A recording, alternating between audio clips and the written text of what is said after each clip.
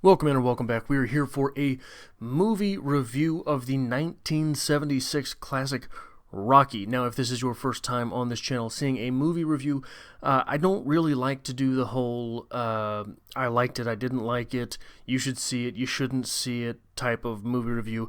What I really like to focus on is some of the movie's thematic elements, some of the things that may have been intentionally difficult to catch or may have just slipped by, things like that.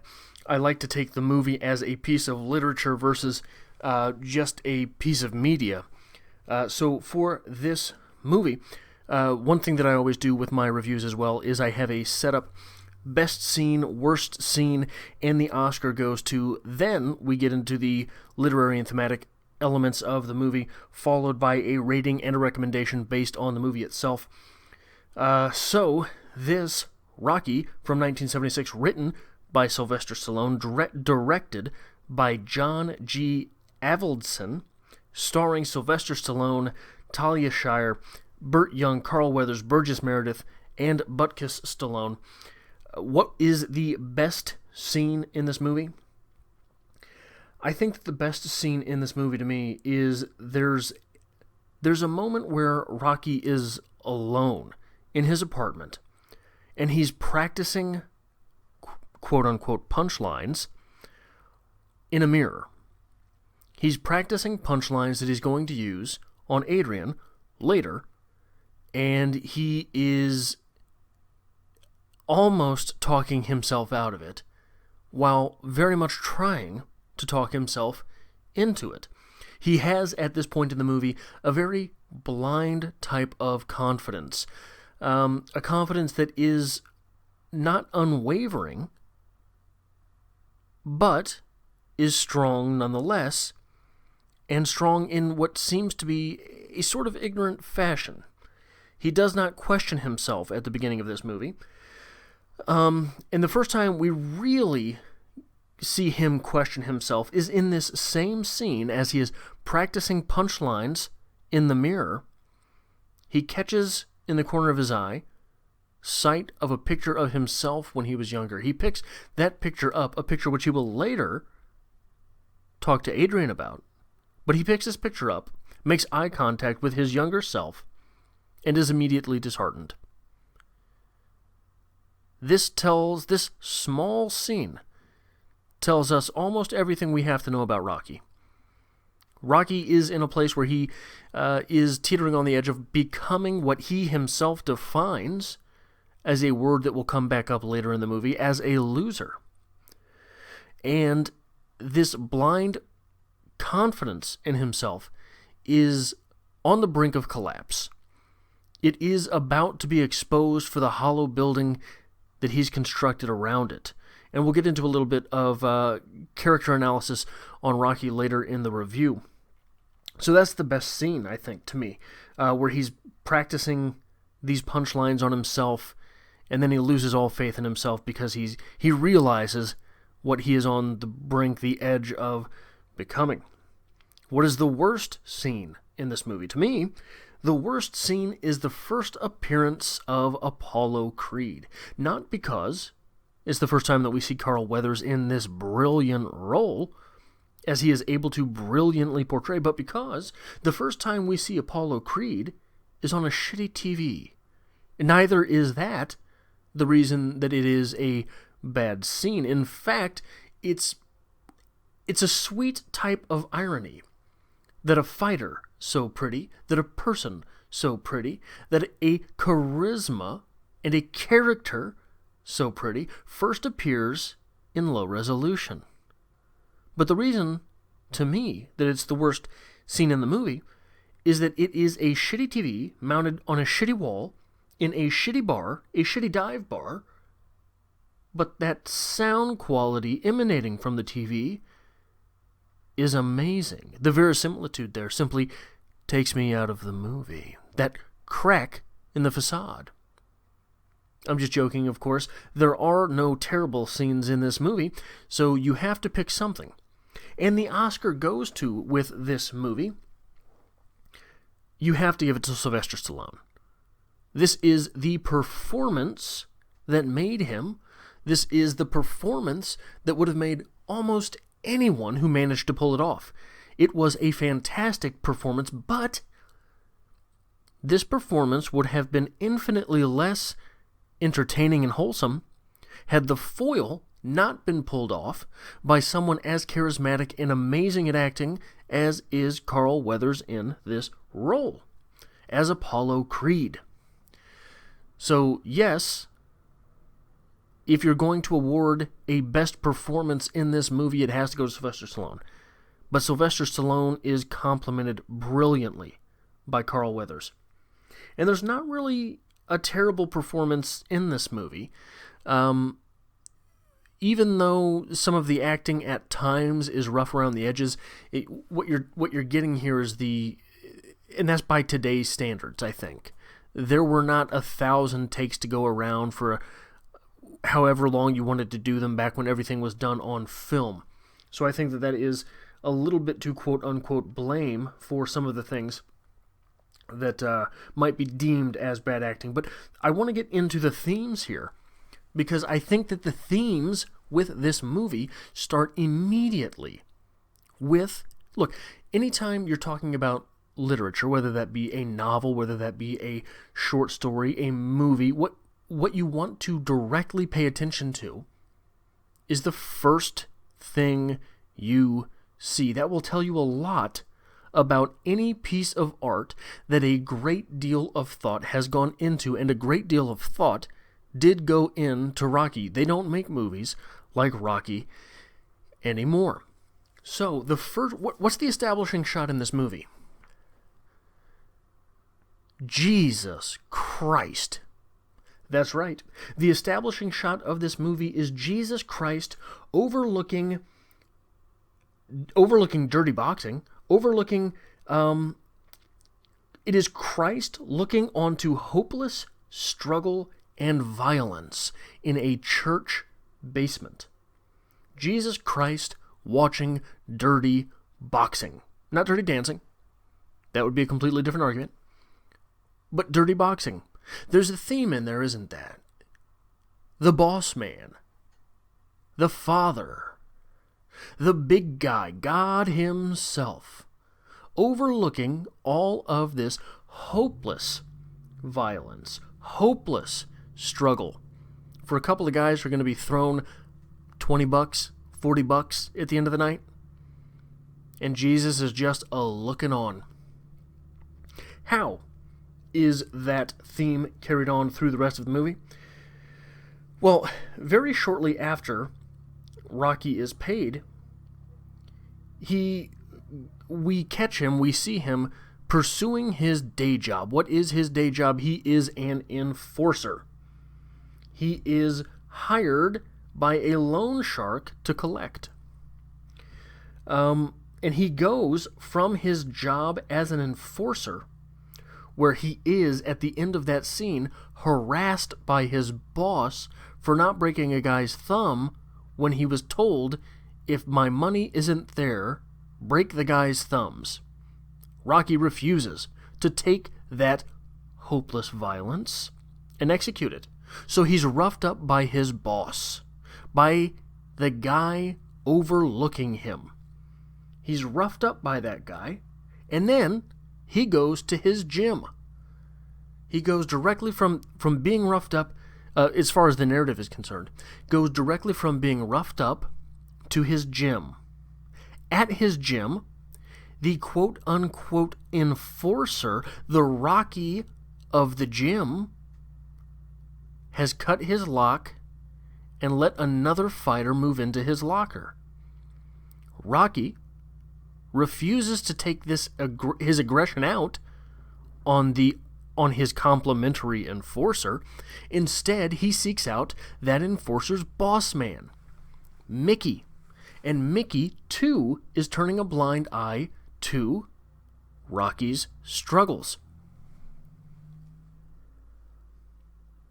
Mickey does not seem particularly... we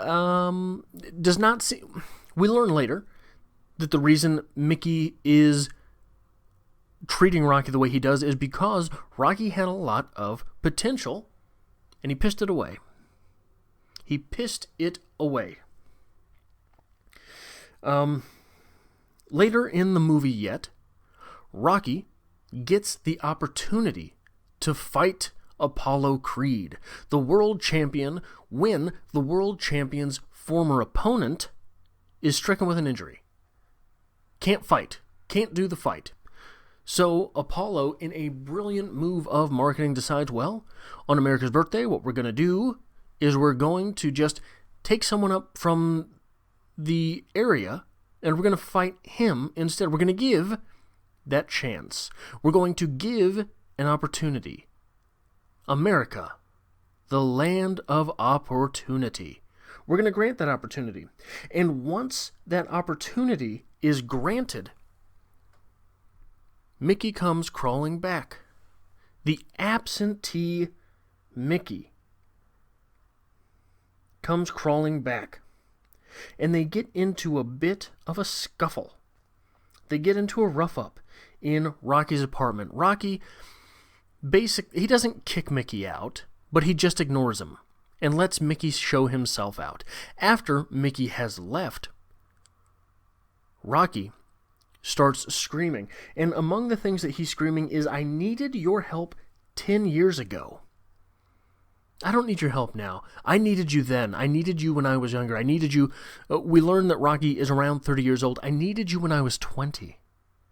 Not now that I'm 30 and I've got an opportunity. I needed you when I was 20 and I didn't know what the hell was going on with the world. I needed you in place of a father. Mickey, you were not there. I do not need you now. You were not there. You were, in that case, something like an absentee father.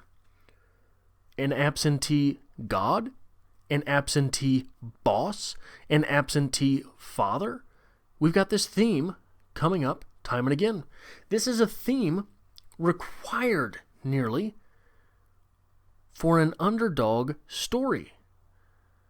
If not an absentee father, then at least an incompetent one. Without this, we don't have much of an underdog, do we? Without a father or a mother or a boss type that is incapable of pushing the younger hero character forward, that younger hero character is left to flounder on their own, is left to fail. And that is what is happening here. And while we're speaking of it, where is Rocky's actual father? We don't know. We don't get that. We have an understanding that Rocky's actual father wasn't the best guy to him. And while we're at it, where's Adrian's father? Where's Paulie's father? Brother and sister living together, they seem to have a picture of their father on the, not the mantle, but on a dresser in their living room. But we don't have that father figure in the story.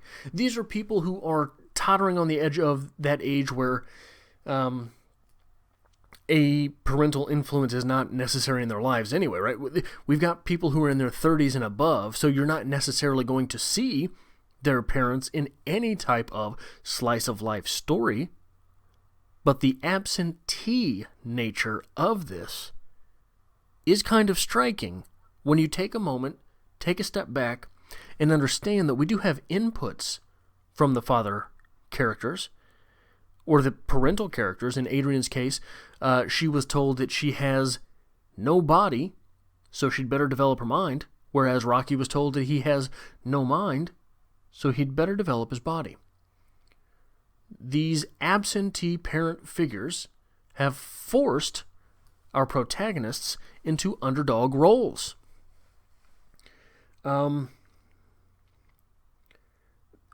This leads to the night before the fight, early morning hours, it seems, before the fight, Rocky sneaks out and visits the arena. And while in the arena, someone is looking down on that boxing ring, much in the same way that Christ was looking down on that boxing ring at the beginning of the movie. Here, at the conclusion of the movie, someone is looking down on that boxing ring from a mural. But who is it? Not Jesus Christ, but instead Apollo Creed. Apollo is a god.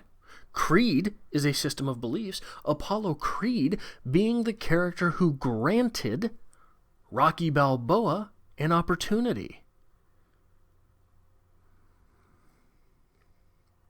During this visit, who so happens to be in the arena, but the slime ball, perhaps, if we want to call him that, who was an accessory to Rocky getting that opportunity, the angel Gabriel, perhaps, of Apollo Creed's deity. And when Rocky points out that in Rocky's mural, because Rocky has a mural there as well, don't you know? Rocky has a mural there as well, also looking down on the ring, but we don't necessarily see it in the same light that we see Apollo Creed's mural looking down on the ring. We see it in separate shots.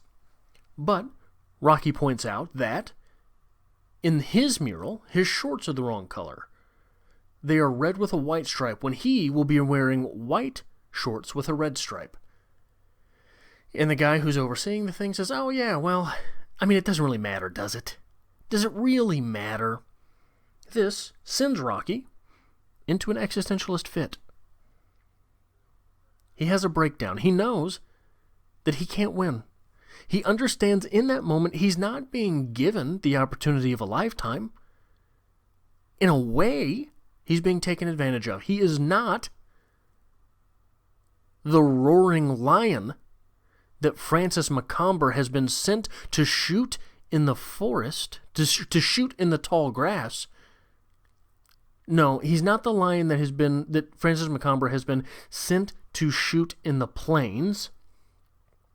He is instead the lion waiting for McComber in the tall grass. Rocky Balboa, it strikes him then, is a fighter who's 30 years old and never accomplished anything. He's over the hill. He's past his prime. He has been shot in the gut by the hunter and retreated to the tall grass. And all he has at this moment is his pride. The pride of a lion to carry him forward. The Italian stallion's pride is all there is there. And in the face of sure death, Rocky chooses the good death. He will fight. He is sure to die. He is sure to be defeated. He has been led on. But guess what, asshole? Rocky's going to come out fighting anyway, and you'd better be prepared to defend yourself. I think that through line to this story, look, this is the first time I've ever noticed that through line to this story. I really like it. As an atheist and something of a nihilist, those sentiments are near and dear to me. The fact that we construct our own meaning in life because, to counter the quote of Pisarev, nothing withstands the blow. Nothing withstands the blow. So when you strike out right and you strike out left, and nothing withstands the blow, you're left to create your own meaning. And Rocky has built up this meaning for himself as a fighter. The meaning of Rocky's life is to fight. And that is a noble cause.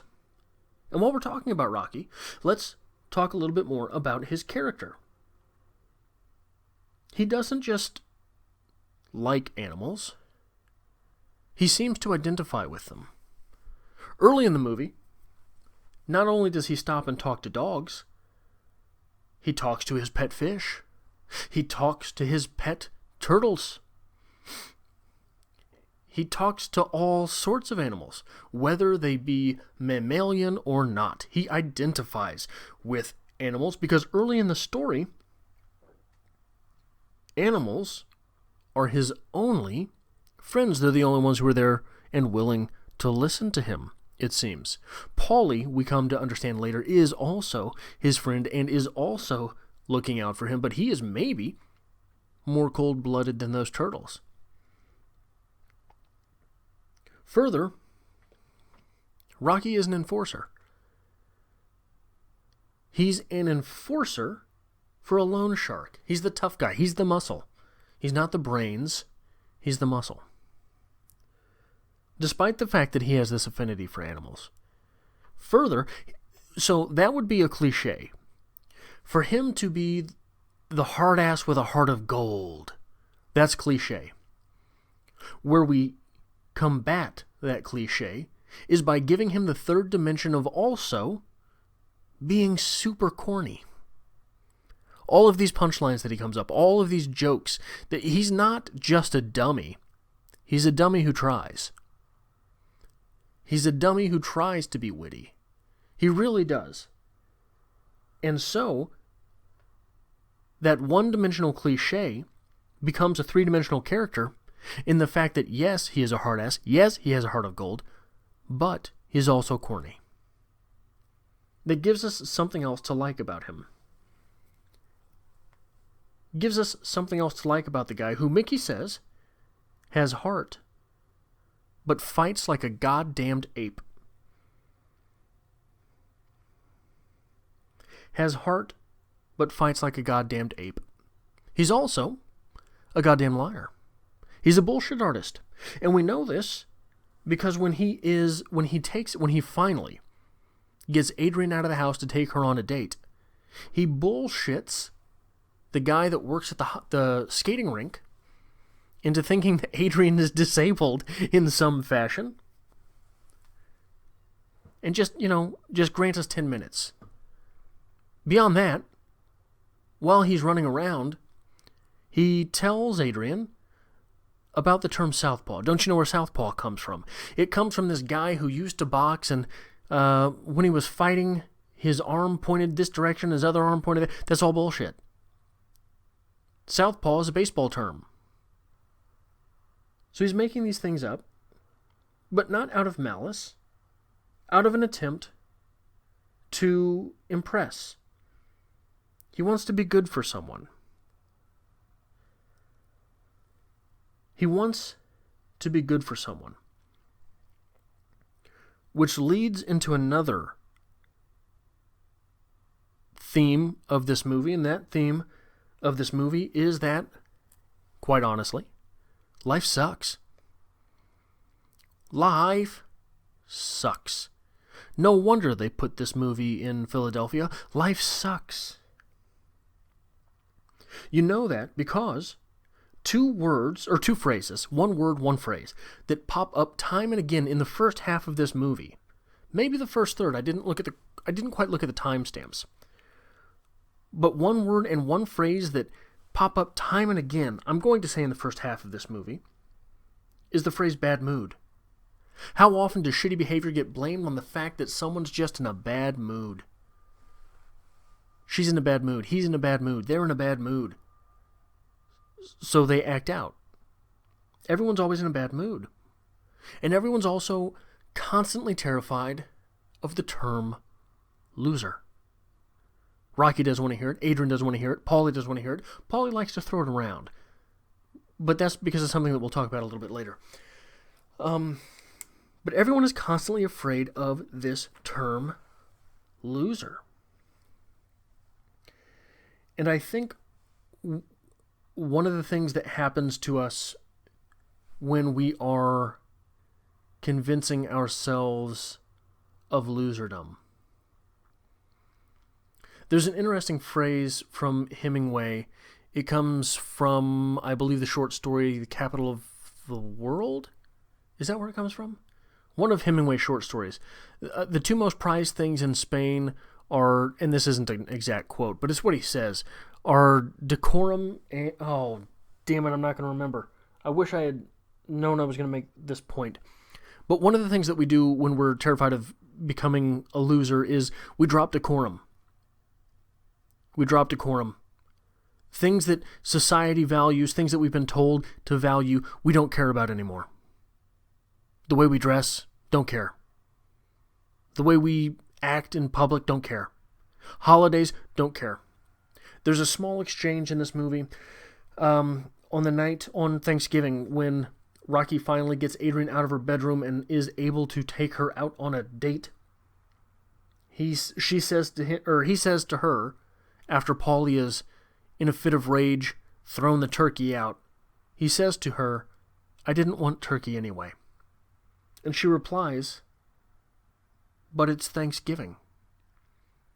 Adrian, being a character that is teetering on the edge of believing that she's a loser, teetering on the edge of accepting, well, I'll just do this for the rest of my life and not care about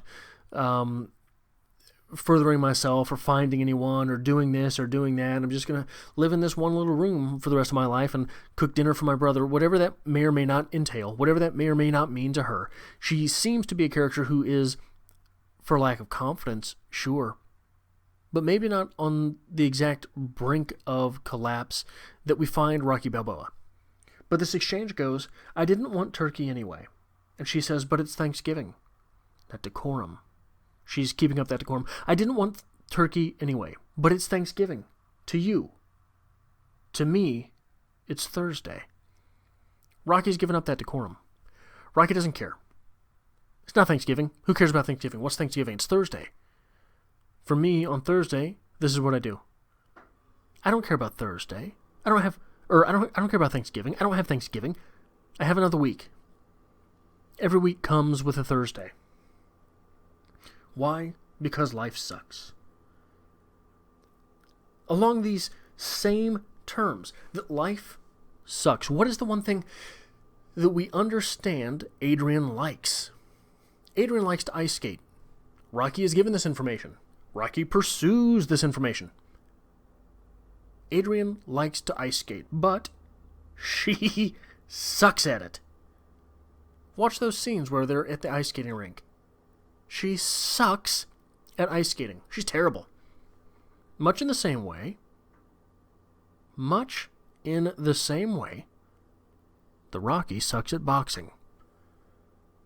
If he didn't suck at boxing, he wouldn't need all of this grandeur of the training montage that happens. He wouldn't have to adopt, or he wouldn't have been kicked out of his locker, first of all, and he wouldn't have to adopt that same coach back who kicked him out of his locker when he needs a little bit of training. Rocky sucks at fighting. She sucks at ice skating. These are the only things these people like.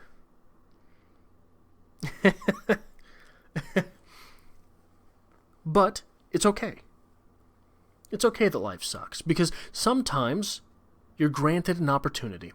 Sometimes opportunity just falls out of the sky, like manna from a god. Manna from Apollo. It's interesting the way these things work out in this movie. Beyond that, I think I've just got some random things to talk about with this movie, if you care to stick around for those things. Number one, the plight of Paulie. The plight of the alcoholic Paulie. This is something which is an undercurrent throughout the movie, but we never really get brought out in a theme, and I think with just a little bit of teasing, it could have been there.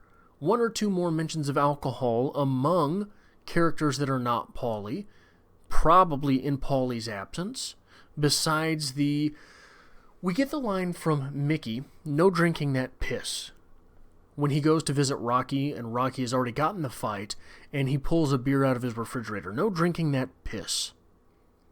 One or two more of those, and we understand fully, not only that Paulie is an alcoholic, and an abusive alcoholic, but that everyone else knows as well, and they're afraid to talk about it in his presence. Maybe that's there and I just didn't pick up on it, but it did not seem to quite be there to me.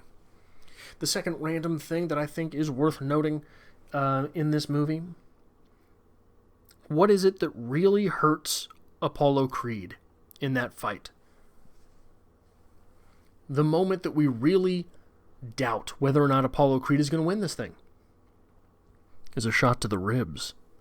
A shot to the ribs much in the same way that Rocky is blasting those carcasses in the ribs on the news when Apollo Creed says, I don't care what he's doing. When Apollo Creed's trainer says, hey, champ, come look at this. And Apollo says, screw it, I don't need to. It's interesting. It's a nice little touch that is thrown into a script like this with so many other things going on.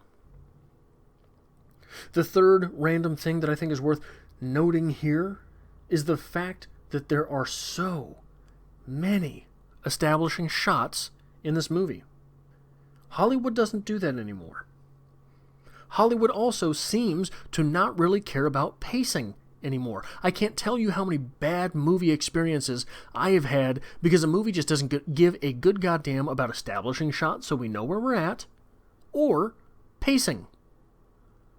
It's either going too fast or too slow, and there's nowhere in the middle. This movie does a great job with establishing shots that tell us something about the place we're going to go, that tell us something about the character who is arriving there.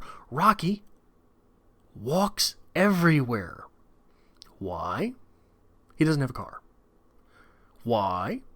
Because he is, in today's terms, what would be known as a hood rat. He's just a person of the streets there, isn't he? He hangs around Philadelphia. He is a part of Philadelphia. He is that city. He is part of and product of that city.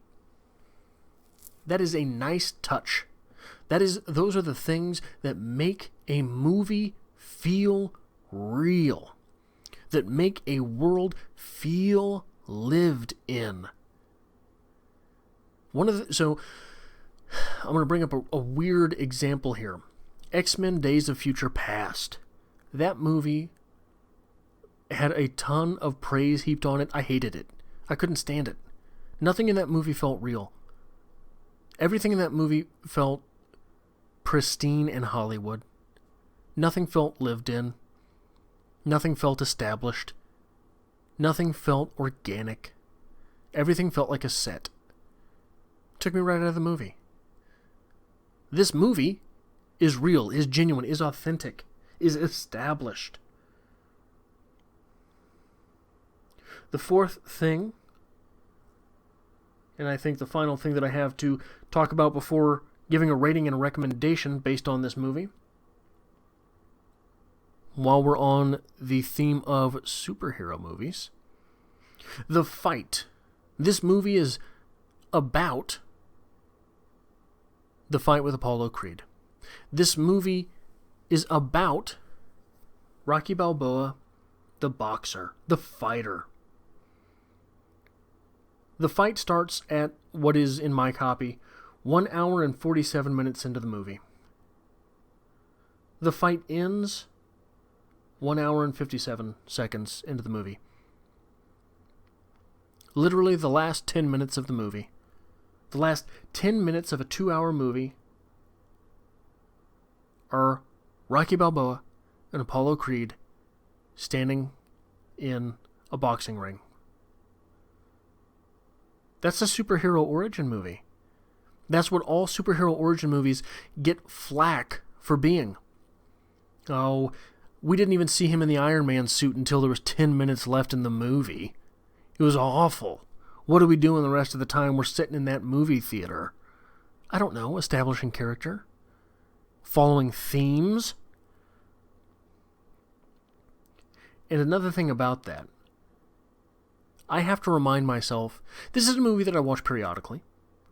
Not necessarily I watch it sort of in the Goggins sense, in the David Goggins sense.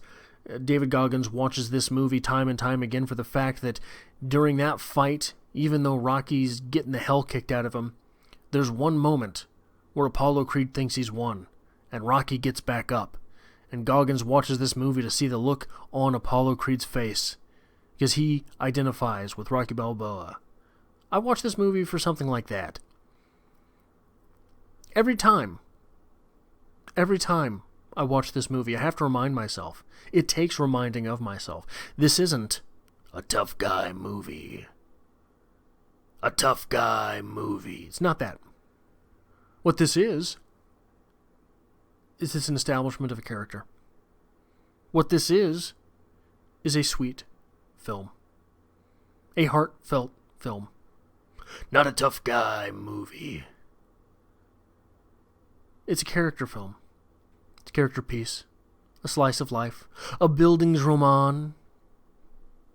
But above all else, it's just about Rocky Balboa finding a woman, falling in love, and maybe growing a little bit. I would give this movie 93 Adrians out of 100. This is an all-time classic for me.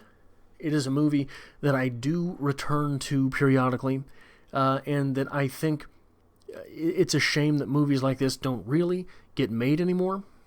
What would I recommend if you liked this? A little bit of a stretch, I think. But this is, after all, a Bildungsroman. This is a Hollywood Bildungsroman. A movie magic Bildungsroman.